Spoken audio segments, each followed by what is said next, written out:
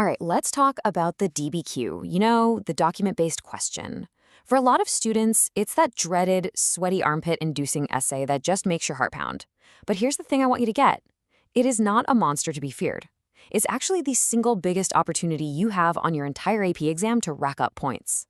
And in this explainer, we are going to break down the exact strategy to turn that anxiety into confidence, and maybe even a perfect score. So here's our game plan. We're going to walk through the whole process, step by step, from the second you lay eyes on that prompt, all the way to writing that killer conclusion. Let's get into it. First things first, before we even get into the how, we've got to talk about the why. Why does this one essay deserve so much of your focus? Well, let's talk about the stakes, because they are high. Just look at that number. A quarter. 25% of your entire AP History exam score comes down to this one essay. There is no other single part of the test that carries this much weight. This is the big one. And when you see it all laid out like this, it becomes even clearer. Yeah, the multiple choice section is 40%, but that's spread out over 55 questions. The DBQ is the largest single written piece of the exam. It's worth a full 10 percentage points more than the LEQ. So you see, mastering the DBQ isn't just a good idea, it is absolutely essential. Okay, so now that you know why this matters so much, let's break down exactly what you'll be facing on exam day. You've got to know the rules of the game if you're going to win it. So here's the mission. You're going to get one historical prompt, and you'll get 7 documents to use as your evidence. And these docs can be anything: letters, charts, political cartoons, you name it. The clock is your biggest challenge. You have a recommended 60 minutes total. The College Board suggests you spend about 15 minutes just reading, planning, and organizing your thoughts, and then a solid 45 minutes to actually write the essay. Now, this is absolutely crucial. Your entire essay lives or dies in the first 60 seconds. You cannot, I repeat, cannot afford to misunderstand what the prompt is asking. This first phase is all about thinking before you even look at a single document. You're going to see this phrase a lot. Evaluate the extent to which. Don't let it freak you out. All it is a fancy way of asking how much. It's not asking if something happened. It's asking you to judge how much it happened or how significant it was. It's a command. Take a stance, make an argument. Every single time, you have to physically mark up your prompt. I mean it, with your pen or pencil. You're looking for 3 things. First, find and box the time period. Get this wrong, and your whole essay is off track. Second, circle the categories. Is it asking about social, political, economic factors? What are the key terms? And third, underline the historical thinking skill. Causation, comparison, change over time. This markup becomes your roadmap for the entire essay. Okay, with the prompt decoded, now we can turn our attention to the evidence. This phase isn't just about reading the documents. It's about strategically analyzing them to build your plan of attack.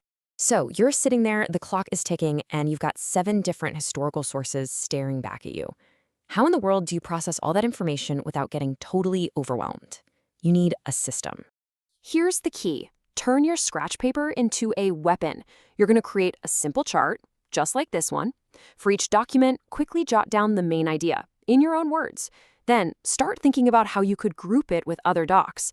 And finally, make a quick note on sourcing using the HAPPY acronym: historical context, audience, purpose, point of view, and, well, the why is just there to make the word happy and remind you not to panic.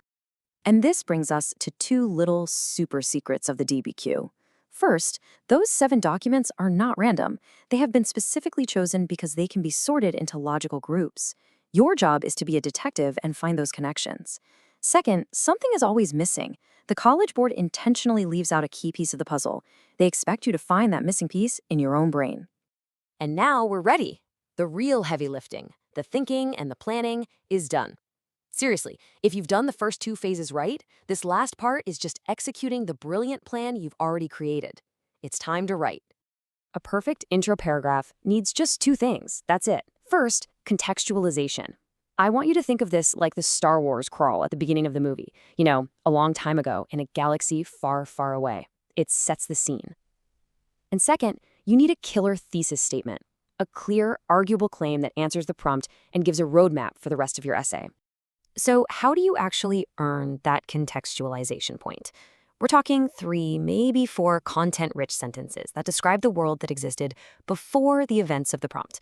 You're explaining the broader situation that led to the specific topic you're about to write about. It's the what was happening that made this happen part. Every single one of your body paragraphs should follow this exact formula. This is your recipe for success. You start with a topic sentence, which is like a mini thesis for that paragraph. Then you bring in a document and briefly describe it. Right after that, you explain how that document supports your topic sentence. And finally, you analyze the source of that document. It's a rinse and repeat process. I'm going to give you a magic word. Seriously, AP readers love this word. After you've described what a document says, start your very next sentence with the word therefore. This one word forces you to switch from just summarizing to actually analyzing. It makes you connect the evidence back to your argument, which is exactly where you score those big points. All right, let's talk about how to get those last few points on the rubric, the ones that can be a little elusive.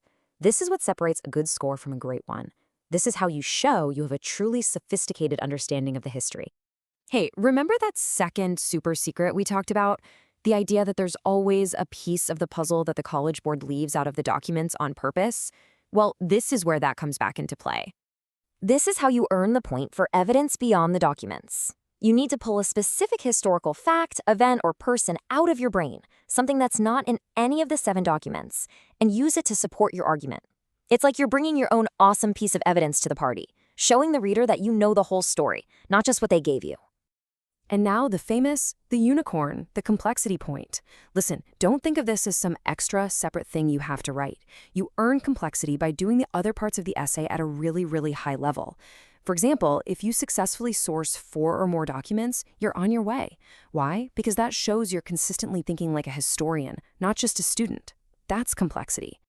Okay, one last pro tip, and this one is a serious game changer. After you've written your entire essay, if you have a minute or 2 left, go back to your introduction. You've just spent almost an hour thinking deeply about this topic. You understand it way better now than you did at the beginning. Take 30 seconds and rewrite your thesis. You can almost always make it more nuanced, more specific, and stronger.